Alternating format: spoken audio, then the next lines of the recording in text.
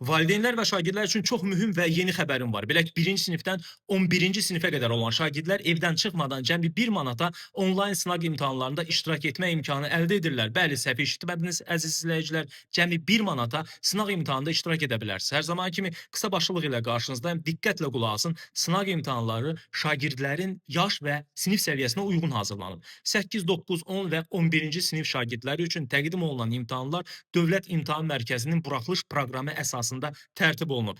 1-ci, 7-ci sinif şagirdləri üçün isə sınaqlar Təhsil Nazirliyinin proqramına tam uyğun şəkildə hazırlanıb. Bütün sınaq imtahanları onlayn formatda keçirilir. Şagirdlər evdən çıxmadan öz bilik səviyyələrini yoxlaya, nəticələrini analiz edə və zəif mövzuları müəyyənləşdirə bilərlər.